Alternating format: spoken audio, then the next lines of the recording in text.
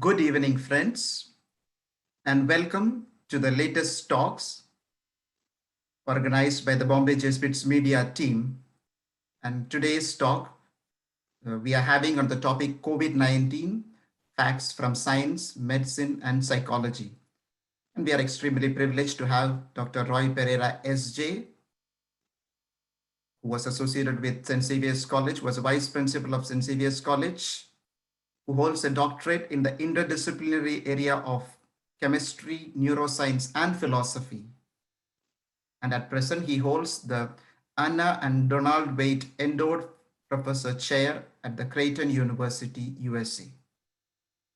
It's our pleasure, Dr. Roy, to have you with us for this talk. Our mode of proceeding would be Father Roy would present for the initial 45 minutes, and the next 15 minutes would be a time for questions.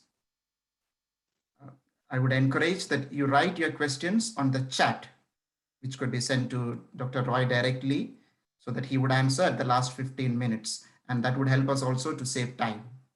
So I hope and wish that all of us have a good time. So over to you, Roy. Thank you very much, Father Arun, for organizing for things together, as well as Father Joy, who is helping him for today, and the whole Bombay Jesuits media team for inviting me to be on this platform. I think you'll have done a great work in the last couple of weeks, giving us some good videos and speakers. So as Father Arun mentioned, the topic COVID-19, facts from science, medicine, and psychology. This is a 2-session program today and tomorrow. So this morning, I would like to first focus on the science part of epidemiology, that is how disease spreads, how it's initiated, and also how do we curb it. And then the second part of today would be dealing also with the psychology part and the whole effect of stress on the body. So my dear friends, a lot of us have been saturated with all sorts of information about COVID-19. So not all of this will be new to you. My endeavor is to systematize the information and, more importantly, to give us tools to plan ahead. While we were optimistic that a minimal period of lockdown would put an end to the virus, that is not exactly how it has played out. And so now we need to prepare for living, at least for some more months, alongside the virus. So as slowly things are opening up in some places, there may be need for stepping out, but with a full realization of what I can do to protect myself. Further, we may need to do some long-term planning also. Hence, this first talk will focus on giving you a little bit of the development curve of past viruses to enable to plan for the future. I'm indebted to Professor John Lai, Professor of Biochemistry, Albert Einstein College of Medicine, whose couple of slides I'll be using to lay out the initial canvas. So we are going to be looking at the last 3 epidemics, and the difference between an epidemic and a pandemic is, of course, that the pandemic is all over the world. So if we look at the most recent one, which is the SARS-CoV-2, the updated figures for the cases are 5.2 million. So already within a space of about 3-4 weeks, we've gone on to 5.2 million cases and 335,000 deaths. As all of us know, this is basically a respiratory illness, and it originated in the wet market there in Wuhan. And the earlier virus to this was the Zika virus from 2015 to 2016. There were 811,000 cases worldwide, and the transmission was by mosquitoes. Infected travelers were the agents of transmission, followed by a local spread. And you can see that in the slide here. Okay, so from animal viruses with high host plasticity, it moved then, okay, into the human, and then finally among humans it spread, and then there was also a global spread. And prior to that was the Ebola virus. To 2014 to 2016, 28,000 cases, 11,000 deaths, and transmitted by mucosa, basically an urban spread, initially from the bat to the pangolin and then into the human system. So the Ebola virus, as you can see, was basically in West Africa, and it spread through a lot of countries, especially the urban areas there. And it was in 2014 that it first broke out. So the spread is through mucosal surfaces. And one of the questions that has still not been solved is that how come that this virus, which normally spreads to mucus, started, okay, in a small rural Central Africa, and then how did it spread to West Africa, okay? So anyway, you have here the cause was basically highly fatal hemorrhagic fever, and the fatality rate was up to 90%. There were 5 strains of it, and advanced countermeasures were later on responsible for putting an end to the virus. We have also heard of the Chikungunya virus, okay, and that virus is basically transmitted by 2 mosquitoes, the Aedes aegypti and the Aedes albopictus, and it can cause debilitating and persistent arthritis. So totally in 2006, there were 1.25 million suspected cases in a multinational outbreak, and in 2030, the first reported case of Chikungunya virus was in the Americas, followed by 1.11 suspected cases in 43 countries. Adaptation in the glycoprotein allowing transmission from both types of mosquitoes.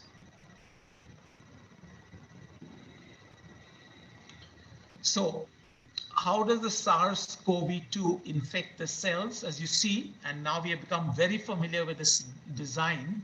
So there is the outer corona surface or the spike surfaces, which then infect the cells. And the receptor for that in a body is AC2. It's a type 1 transmembrane metallocarboxypeptidase. And you see that structure there.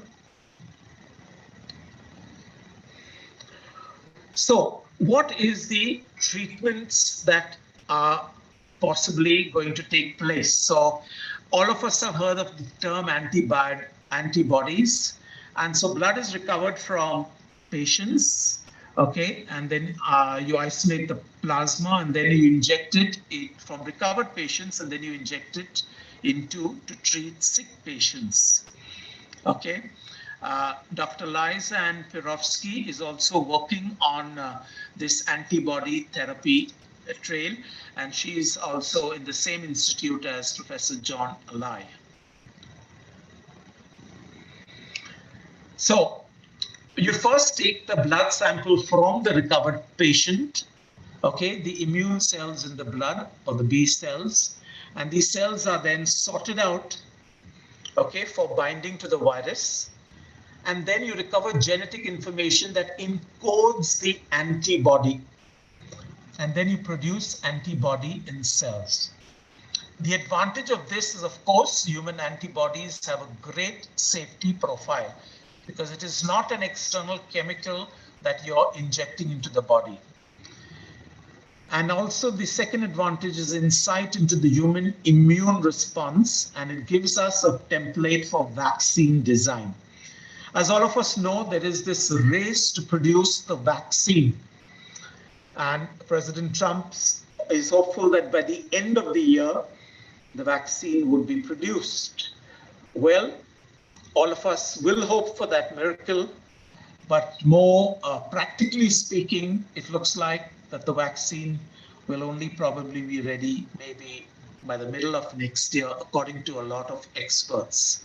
But as we all say, prayers can work miracles. So we can always uh, wait to be proved wrong and hope that the vaccine comes in earlier.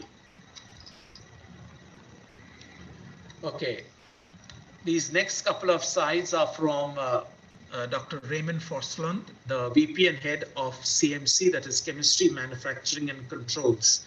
Okay, so in chemistry, we deal with basically what is the active ingredient in the drug that is responsible for the healing, for the cure process.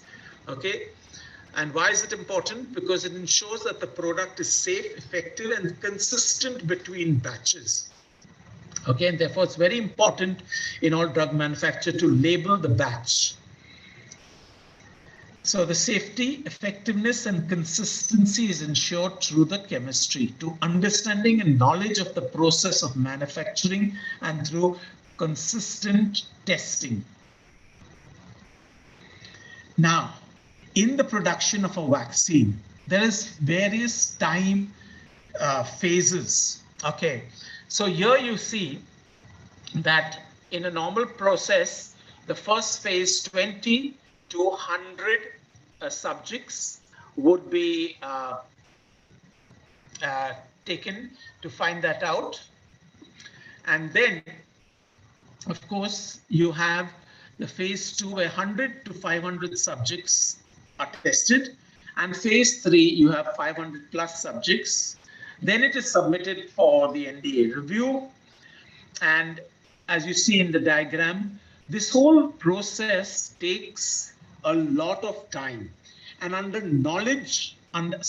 ordinary circumstances, it could take as much as 10 to 11 years. But of course, when a coronavirus has hit us and when we have an emergency situation, a lot of this has to be confined to a limited time frame. Okay. Now, when we are looking at this limited time frame, we have to be very aware that this limited time frame does not mean that you're allowed to cut corners.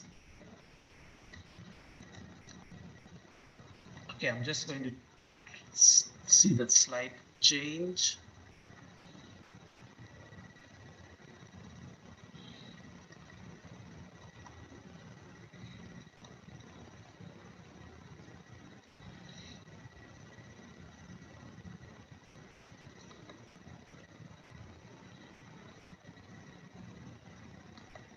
Okay, I think the screen has got stuck. Let me try it again.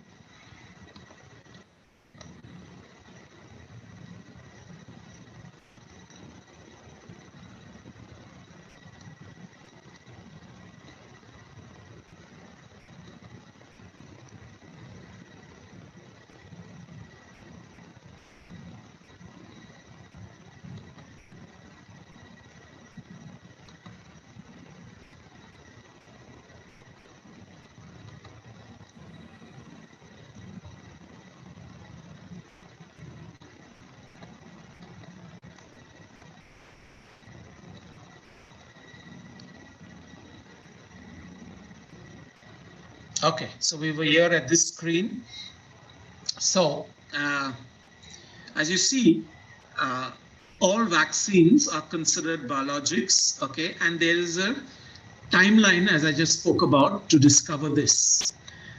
Now, as I said, also pandemics increase the urgency, and while more risk is tolerated, safety can never be compromised. Okay, so the manufacturing scale may be quickly increased, and as you're aware, India would be a big hub for scaling up the production of the vaccine. Okay, so here currently they're working on Avigan or Favipiravir, an approved drug in Japan. Okay, and 13 active clinical trials And this was also developed in the US, but unfortunately the funding fell through and therefore it was stuck.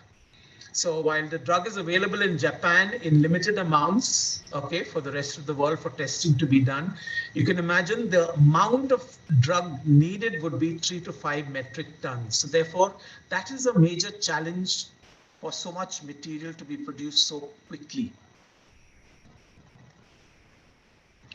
And the challenge to manufacture, of course, is costs. The availability of starting materials need to secure at least 20 plus metric tons of diethyl malonate as a starting material. Okay, limited US manufacturers with large enough reactors and availability. So I think this gives you an idea of, first of all, the strength of the virus and the time period, which could be 6 months, which could be 1 year, which could be 2 years, going by the history of the previous viruses. And things can return to normal only when we have the vaccine. And as I've just shown, the vaccine first has to be discovered, then it has to be tested safely, and then it has to be mass produced. So all of this is going to take time. So therefore, it is, as things open up, we have to, whatever locally we can do to prepare ourselves and shield ourselves, that is important. Before I go on to the next part of the psychology, I'd like to offer this song, Side by Side, which in a way gives us hope for the virus ahead. Can you all see the screen? Classic by Patty Klein, Side by Side, is still relevant for us in today's times of COVID-19. As long as we stick together, help each other out, and stay side by side, we are gonna see this through. Enjoy.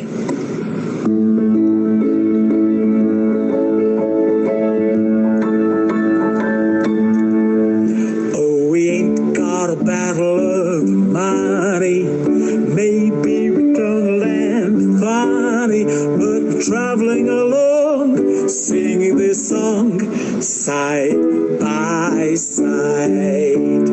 Don't know what's coming tomorrow. Maybe it's trouble and sorrow, but we're traveling along, singing our song, side by side. Through all kinds of weather, what if the sky should fall? As long as we're together, it doesn't matter at all. Oh, we all had the quarrels and parted. We'll be the same as we started, just traveling along, singing our song, side by side. Just traveling along, singing our song, side by side. Side by side. Side by side, we'd have for troubles and parted. We'd be the same as we started, just traveling along, singing our song, side by side.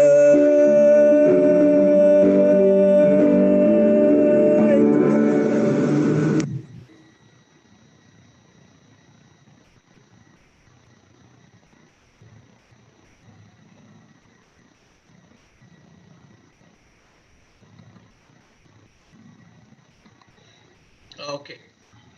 Thank you, Arun, for sharing that. So, as we said here, we ain't got a barrel of money, but we are traveling along. We don't know what's coming tomorrow. Maybe it's trouble and sorrow, but we travel along singing the song side by side.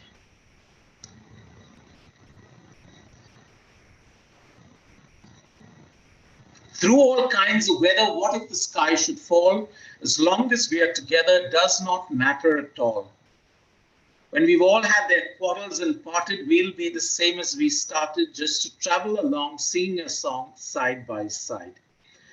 The importance of keeping an optimistic frame of mind, to be positive, to be encouraging during this time, because we don't know what's coming ahead, is key to keeping your systems healthy. Because the immune system is what gets affected when we are worried, when we are anxious. And hence, this allows us to graduate to our next section on stress and how the stressors affect our life. So I would like you to, in the chat, quickly list down some of the stressors in your life. If you can go to the chat and list down some of the stressors, and I will put that up here on the screen for all of us to see. Can we get, what are some of the things that stress people out in life today?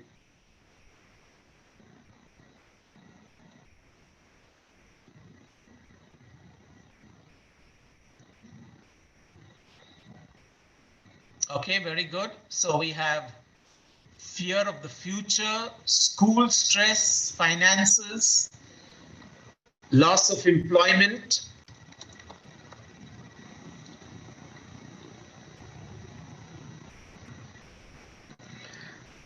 okay, again, relationships problem, boredom,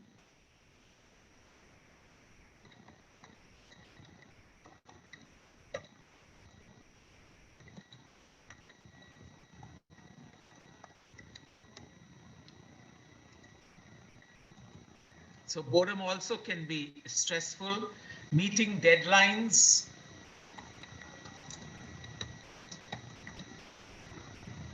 and the economy,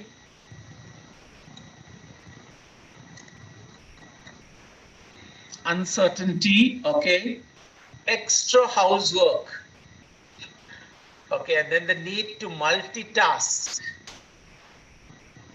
okay, no transport available, whether flights or taxis or rickshaws, okay, and health issue, okay, overwork online. While many thought that working from home would be cool and easy, you realize that there is more work from home because you have to look after the kids, you have to also look after your own housework. So working from home can sometimes be a bigger issue. Uncertain future for school and college kids. Okay, good. Thank you for sharing some of the areas which stress us out. Okay, there is much more people have shared than I can fit on this slide. Okay. Okay, now I'm not sure why my screen is not moving to the next slide properly.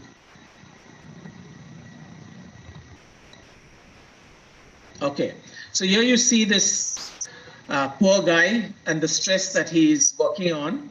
As you can see, this is a little dated because the computer is a very old one, but it still expresses what happens. So working against an inexorably approaching deadline is one example of a stressor, something that upsets our equilibrium or set point and makes our brain initiate what all vertebrates experience, a stress response. Okay, so COVID-19 is producing various stressors and a stress response. So set point depends on circumstances, and if there is one set point, it's referred to as the homeostasis, as you can see there in this diagram. Okay, so on the left side is all the things that we need to keep a balance, to keep calm and cool. So its homeostasis is maintained by nurturing the mind as well as the body. And the body should be healthy and the mind alert and active with a positive attitude. Whereas allostasis is when the set point is variable, so such as blood pressure, When we are climbing a mountain is different, blood pressure at the plains is different. So the stress response in our body seeks to restore the homeostasis. So why are we talking about stress? Why avatar, and why is that 84 years? So stress has normally gone back to Walter Cannon in around 1936 when he started speaking of stress, but the word stress, of course, was given by Hans Selye much later. So how do we define stress? The non-specific physiological defense reaction. We cannot really pinpoint it.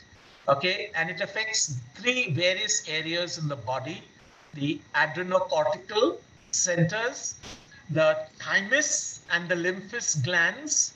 Those can atrophy, as well as the intestinal ulcers. All of us are aware that when we are stressed, the stress does not remain only in the head. It shows itself in the body, sometimes through pain in the shoulders, sometimes through lower back pain, and sometimes to stomach issues. So the definition of stress is state manifested by a specific syndrome which consists of all the non-specifically induced changes within a biological system.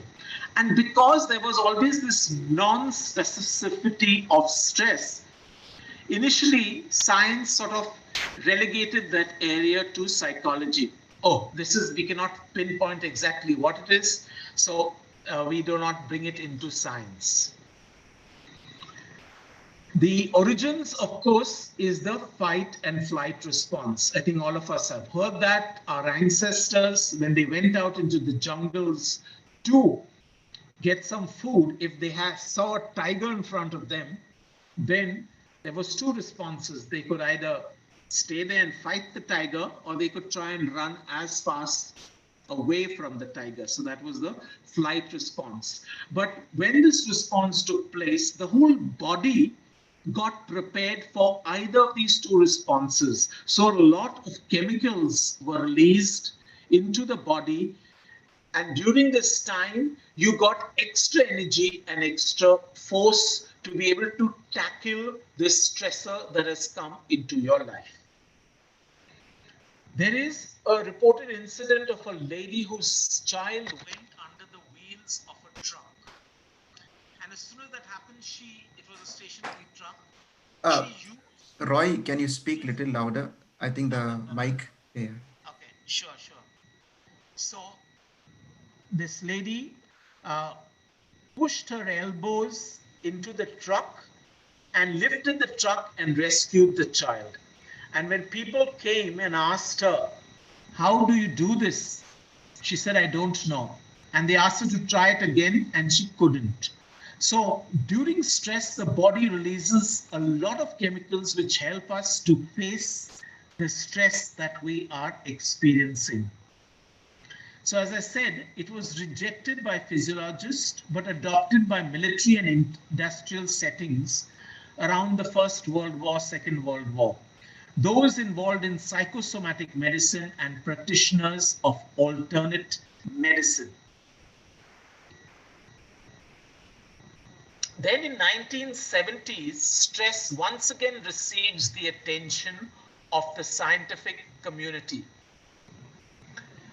The reason why stress survived in the public domain in spite of not receiving scientific approval was because of the deep desire of human beings to find a concept to relate to. So in 1959, there was a study. So before that, stress is always, in general, was associated with things outside of us. So the World War I, World War II, the stress of fighting in the battle, in military, etc. But the paradigm shift took place when stress started to be associated not with what is outside of us, but what is inside of us. And therefore, this 1959 study uncovered what is the type A personality. So what is this type A? It is this very active person who is multitasking, rushing about from one place to another, doing a lot of things. I think a lot of us, myself included, could identify to being type A personalities. So the study found out that these type A personalities were most likely to be affected by stress. So you see, stress is now not outside, but it is within us. Then there was a further shift of meaning of this type A personality. So they found out that those who were alone for long periods of time also were likely to be more stressed out. Okay, and someone has already mentioned boredom today. So loneliness was taken to be something that caused stress. A little later down, anger was another aspect that was responsible for stress and affecting of the immune system. So you see how stress keeps on changing, and therefore I use the word avatar. Stress is taking on outside, then it's coming inside the person, it's taking on a type A personality and a lonely personality and anger personality. Then there was a watershed point where Mr. Stress moves from cardiovascular system, that means the heart gets the stress and the heart is responsible for all that, to the immune system. Now it's important to realize that the immune system was thought to be autonomous till that point in time, that nothing could affect our immune system. So, but what we realized was, yes, the immune system is being affected by stress, both external stressors and stressors that we ourselves place on ourselves. And so the whole discipline of psychoneuroimmunology emerges. So stress research then moved from purely cardiovascular heart disease to AIDS patients, to cancer patients, to Gulf War veterans, and caregivers of Alzheimer's disease. So very often caregivers, and many of you may be in the position of caring for an aged parent or an aged sibling, or maybe a child who needs extra attention. So caregivers is another category who need to monitor their stress levels. So we see the king of stress, okay, he not only did not die away, but he was also added to his kingdom immunology and epidemiology to his existing cardiovascular. So we see how stress is moving through various dimensions. And now coming to our century, the 21st century, stress is all about neuroplasticity, neurotrophic factors, and intercellular signaling cascade. So it's gone now to the brain. So in all this, we see that stress has a physiological impact on us. Stress is not only in the mind. For a lot of times, we would say, oh, it's in the mind. Or if it's in the mind, sometimes even migraine headaches, etc. And people would say, or when you're anxious or when you're nervous, okay, children were told to suck it up or be brave. Boys don't cry. And it was believed to be something only in the mind. It doesn't have an effect on the body. But today we know that is not true. Whatever thoughts are going on in our mind, the anxieties that are going on in our mind have an effect on the body in some way or the other. Sometimes this effect can be for a long period of time, and that is chronic stress. Or sometimes it could be just a situation that has happened, okay, and you're stressed out, and the stress is called acute stress. It is for a shorter period of time. Now, when we are talking of COVID-19, as I explained earlier, we have to be prepared for maybe a long period of time of uncertainty. We don't know. Is it going to end? Is there a vaccine going to come about? So all this is going to cause stress on our system. And we need to be aware of it. And we need to realize that it will have an effect on the body. So how do we change that? And what is it that we change in the mind in order to allow us to be less stressful? A lot of these answers to these questions will be done in tomorrow's session when we learn how to protect ourselves from the stressful factors that we are experiencing. What are some of the things that we need to do? Okay, what are some of the mind changes that need to be brought about so that we can not totally eliminate stress? We can't do that. And in fact, some amount of stress is helpful. All of us know that little stress before an exam or a presentation or going on stage helps us to be able to function better. At the same time, we know that if the nervousness, if the anxiety goes to too much, then it can also inhibit us and debilitate us. So stress in a small amount is good, but when it carries on, either when it's too acute or when it carries on for a long time, then that stress is going to start creating problems in our body. And let us again go back to our ancestors of old. I mentioned caveman went out to get some food and then he saw the tiger and he managed, thank God, he managed to escape from the tiger. He came back into his cave and he was breathing deeply and he rested.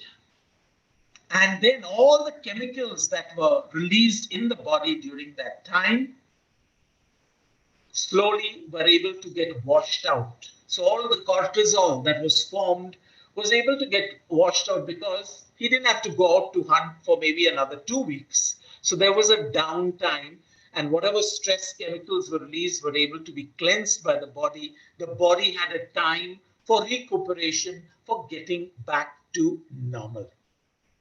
Now let us fast forward to the 21st century. So we are faced with some stress as soon as we get up in the morning. You're rushing to catch a train. You're fighting with the auto fellow. You are maybe fighting to get a place on the train, or you're in a car jam and people are overtaking you. So all this is building stress. You reach the office and the secretary says the boss wants to see you. That provides a further stress. You go through a very stressful day. You come home and then there's the stress of what has been left at home, either the children or your spouse or something or the other, and you have to face that stress. And then you will say, okay, this much stress even the caveman faced. And so for the next 2 weeks, I'm going to lie down. But no, you cannot lie down for 2 weeks. You have to get up the next morning and face the same amount of stress. So what is happening? We are constantly being onslaughted by stress, and we do not have sufficient downtime to let that get dissolved, let that go. The body is not getting time to recover, to recuperate. And that is where we have a lot of the lifestyle diseases coming down the line, whether it's blood pressure, whether it's diabetes, whether it is your arthritis, etc., and pains all over. So the body is not allowed to heal and not allowed to recover because stress is now become 24/7. So it's important as we go ahead in the year, in the months and years ahead, when we are still faced with corona, we also have to know that this is going to be part of our existence, part of our everyday life. And therefore, how do we tackle it? I also raised the question earlier of how do we prepare for that? Okay, so many of you may be planning maybe a trip somewhere, you want to organize some conference, you're not sure, is this going to COVID-19 still be there? How do I plan for the next 6 months, 8 months, etc.? So already some universities, Creighton University itself, is starting their semester a little earlier in August. and they are not going to carry on till December. They're going to end around the end of November, Thanksgiving time. And why is that? Because the next onslaught or outbreak of COVID-19 virus is expected around December time. So many universities are planning to shift the semester so that the students can go home already at the end of November. So this is some of the planning that one needs to do in your own life to see some of the big events, some of the travel events that you have to do. Make sure you don't place it at a time when there's going to be a second major outbreak. I know in places like Mumbai, Pune, the outbreak is still on and it's not reached its first peak. But in other places, it's going to be, it's already sort of petered off and lessened. And so things are opening out. Now, when things open out, the shops open out, you go out, you're going to be meeting people. Please note, it is important to keep all the things that we were doing in terms of 6 feet distance, wearing a mask, washing our hands, carrying sanitizer, because that will prevent you from, in a certain extent, from getting the virus. Again, for some, you may get the virus, but you may be asymptomatic. And today's factors show that nearly 35% of the population is asymptomatic. Then again, you may get the virus and you may show only mild symptoms. And about, in the active cases shown in the world, about maybe 98% would be mild cases. Okay, 2% would be serious or critical cases. And then once you could either get it, you could get mild symptoms, or of course you could be seriously ill. So the question that many are asking is, how is that some people are getting it and not showing any symptoms? Some people are not getting it. Okay, some people are getting it and showing big symptoms. Is there anything that one can do? Or why is there this difference? A virus is a virus after all. Okay, why should there be so much difference? And why are some more susceptible to the others? So a lot of these questions then we will be tackling tomorrow. And I would like to now, in the last few minutes that I have before our 45 minutes ends, offer you another song which is titled The Challenge. So, and again, this relates to the whole COVID-19, what we are going through. Broken bodies, lives destroyed, but unbroken in spirit. Okay, so whether it was the migrant workers who are walking back, whether it is you and me who are trying to keep up our spirit alive. Humanity gone, justice crushed. Again, the migrant workers come to the mind, the poor. Okay, we are talking about safe distance, we're talking about social distancing, but how do the poor in the slums, where there are 10 people staying in a little small house, how do they do all that? So in all these things, whether it be a virus, whether it be a man-made disaster, or whether it be a natural disaster, the poor bear the brunt of it all. And the chorus of the song goes, Lord, our earth longs for healing. Lord, the world needs your love. To face the challenge, disturb the rich and comfort all the poor. So disturb the rich, those who are complacent and thinking like, you know, I'm in my apartment, I'm observing social distance. Why are those people they're not observing? Why are they coming out of their slums? Why are they walking on the streets? I think we need to be disturbed also to realize what is happening on the other side of the fence. So that is the chorus. Lord, our earth longs for healing. Lord, the world needs your love. To face the challenge, disturb the rich and comfort all the poor. Second verse, liberation, we all need it. We all want to be free. We all want this COVID virus to go off. Freedom from enslavement.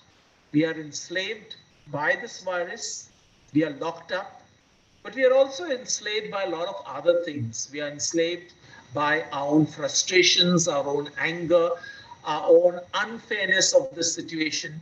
People are enslaved. Sometimes we've heard about cases of domestic violence increasing. So they are enslaved by their alcohol, they are enslaved by drugs, some others may not be enslaved by this, but they are enslaved by money, fame, power.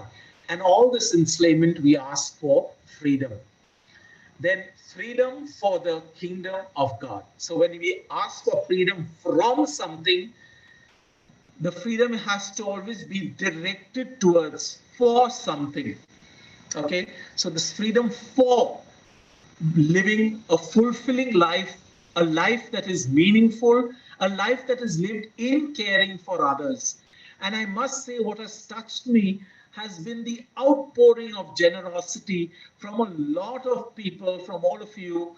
Okay, so institutions, whether it be Hindu temples, Muslim mosques, Catholic churches, they are opening out their places for sheltering the migrants. They are offering food. Different places, food is being shared, sometimes individually, sometimes in groups. So truly, the freedom is for something. And we realize more and more that when we are living our lives for others, that's when we find true happiness. And then the last verse, I want justice, not sacrifice. Okay, so it's when we lend out these handouts to the poor, etc., we realize that it's not really doing sort of just giving dan, but it is a justice issue. This is part of their share when we share our wealth. Not burnt offerings, no gifts, but repentant hearts, contrite souls, a spirit that is free. Let us pray for this for all of us. Okay, I will now play the song.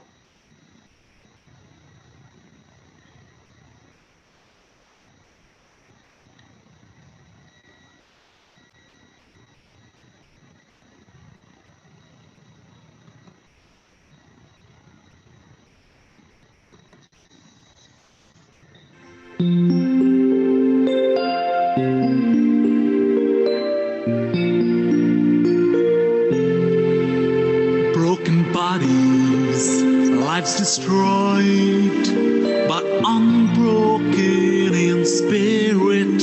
Humanity gone, justice crushed. The poor bear the brunt of it all. Lord, our earth longs for healing. Lord, the world needs your love to face the challenge, disturb the rich, and comfort all the poor.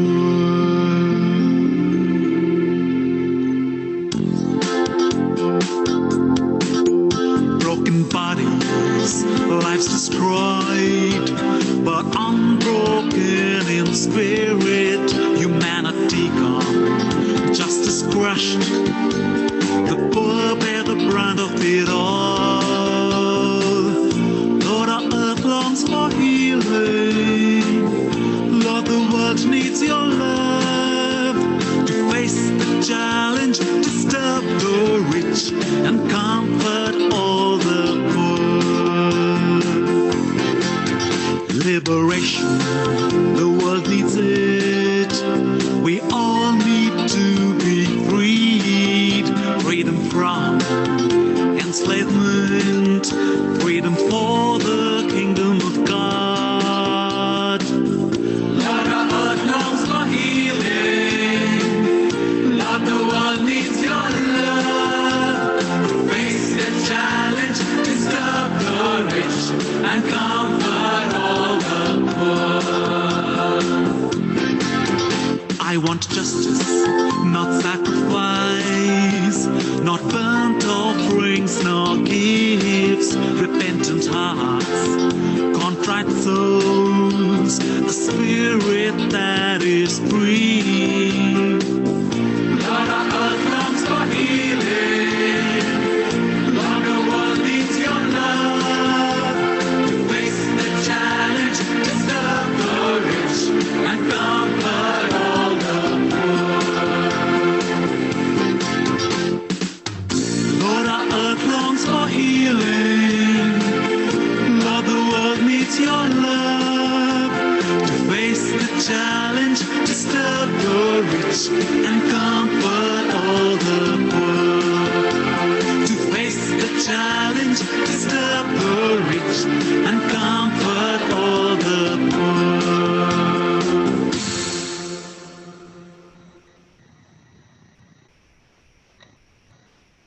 Okay. Let us now take a few questions that have come up. And you can keep posting your questions. If I don't get time to answer all the questions today, I will take up some of them tomorrow. Also, if are there any other aspects that I've not mentioned regarding tomorrow's talk that you'd like me to cover, please mention that. Okay, so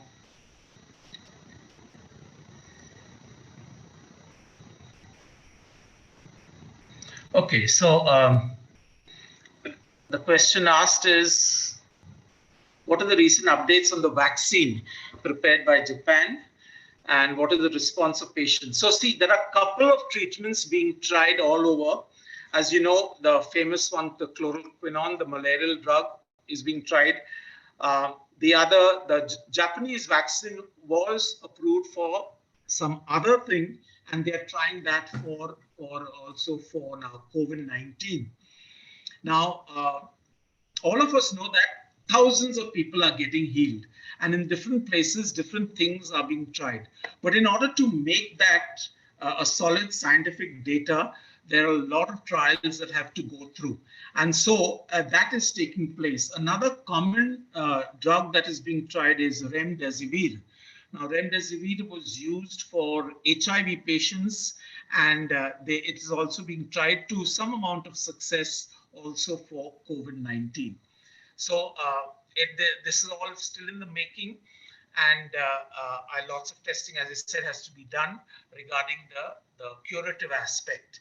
The vaccine is one thing, how to prevent the thing, but even the drugs that are needed for this have not yet been sort of locked down, that this is can fix all the different ways in which COVID-19. So again, initially how it was playing out was one way. Now suddenly, as you know, a lot of children are showing symptoms of skin diseases, etc. So the vaccine itself, in a way, the virus itself seems to be sort of what we call mutating or going through different phases and how it affects people. Okay, then someone says, hopefully travel can be planned. Okay. Are policies to create a vaccine discussed in today's talk applicable universally? Okay, so I think this is the first time that the whole world is working together. Okay, as soon as China released the whole DNA sequence, etc., everyone started working on the virus, etc.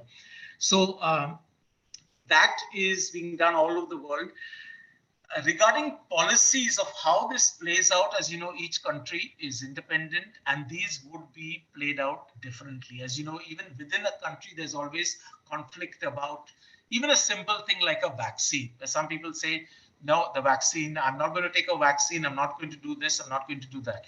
So these policies, I think, would vary, but we have the World Health Organization, the universal body, which sets sort of standards for all, and hopefully they will also be giving us guidelines for universal applicability. Whether countries follow that or not, that is up to the countries, etc.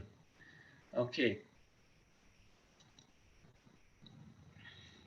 So what can we do to improve our immunity? So that's I'm going to definitely talk about tomorrow. Some of the factors that we would need to do to improve our immunity. Okay, so someone has said, is this vaccine for cure or for prevention? So vaccines always for prevention, okay? That means you do not show, even if you get the virus, you will not show the symptoms to its full extent. So we are talking about prevention. And of course, as I said, the other thing is we need cures also. Okay, then what else?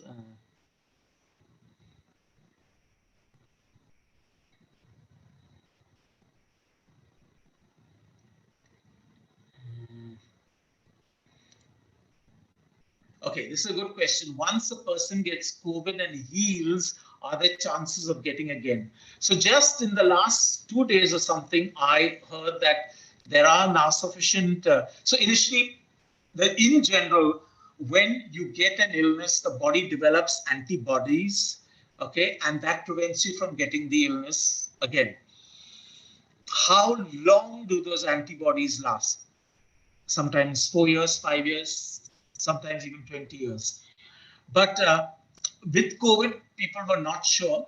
But now more and more, so what I read recently, there is something come out that yes, there is a high percentage of that. If you get COVID and you heal yourself, then after that, you're not likely to get it. And of course, that's good news. So this is the whole thing of what we call herd immunity. When a sufficient number of people have contracted the virus, they have healed, and then they've gone back into the system, then that virus no longer will attack them. And so we are hopeful for that. Okay.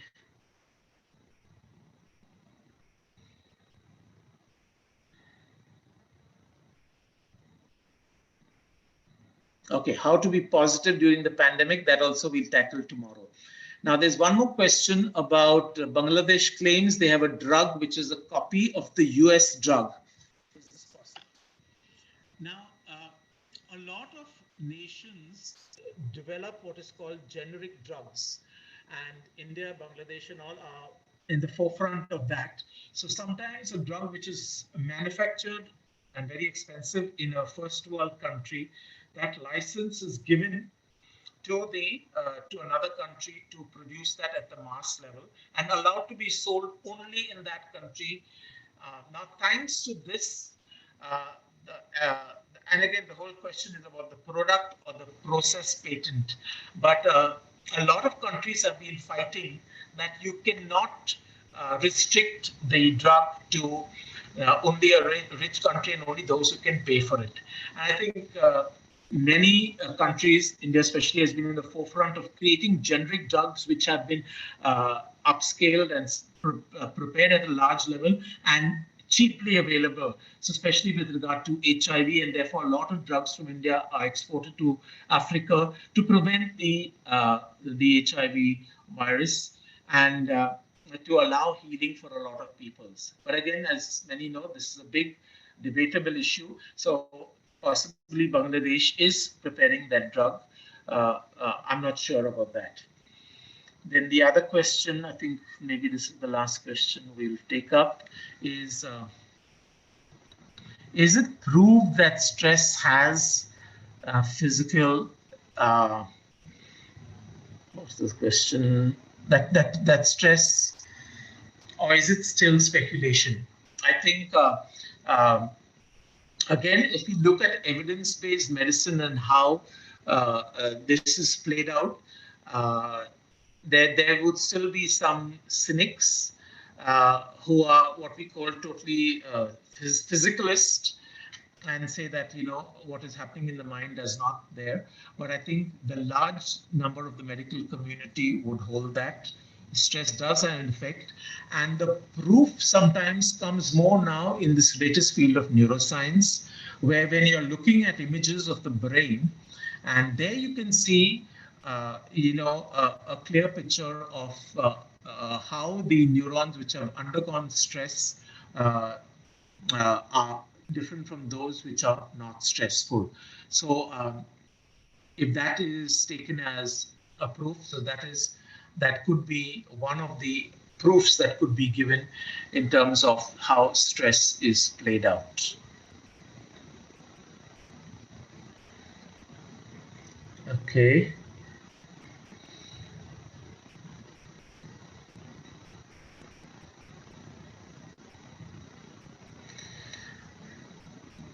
Okay. So then maybe just last question, is arsenic iron homeopathy tablet used as immune booster against COVID-19? So I don't think anyone can answer that question, but I would say whatever homeopathy is offering for increasing your immunity, I think just take that and let's hope that it would help you. So anything that you already do to improve your immunity would be a help to prevent you from getting COVID-19. Okay, so we've got just 2 minutes left. I'd once again like to summarize today what we've done. So basically, we've covered some of the history of epidemiology and how diseases spread, how viruses spread. We look back to the timeline that they spread over a couple of years, and then we say maybe we are in for the long haul, or maybe miraculously it can end quickly. So that was the various Ebola, Chikungunya viruses, etc., that we covered and this period and how those played about. So that also would then give us time in looking at our own trajectory for the current coronavirus. Then we moved on to, of course, the next part where we were looking at the whole, how is it that stress plays a role on our life and how stress has taken different forms and therefore the non-specific physiological reaction. Okay, so therefore the reaction is definitely there and proven, but that the connection, it's more at a point of time, the correlation that can be made. Okay, and we cannot boil down to cause and effect, and that also I will touch upon tomorrow. So we looked at various ways in which stress took, first of all, it was external, and then it became internal, and then finally it moved into anger, type A personality, a lone person, it moved into cancer, it moved into HIV. So there was cardiovascular kingdom, there was the immunology kingdom, as well as there was there were I'm blanking around the third. So all these kingdoms were taken by stress. And so therefore, as we move towards the end of this thing, it is going to be we are going to be living with stress. We have to realize what we can do to prevent our immune system and how we can live with stress without letting it affect us. So for tomorrow, some of the topics that we'll do will be how to build your immunity. We'll do some of the medicinal aspects also, and touch upon also some more of the psychological aspects, and to see how we mark out the road ahead for us so that we can be assured that even if we do get it, we're not going to worry because a lot of people have been healed, and we're not going to let worry play a role in our lives. Thank you very much to the organizers, and I'll give the mic over to Arun. Thank you, Dr. Roy, for that informative session, which I'm sure all of you would have enjoyed and you would take it into your own lives and share with others too. First of all, I apologize slightly for some issues with regard to the link, with regard to the sound and things like that. I'm not sure why it happened. It's the interface between Zoom and YouTube which has created some issues. I hope that we would be able to settle before tomorrow. So good evening, good night. See you tomorrow.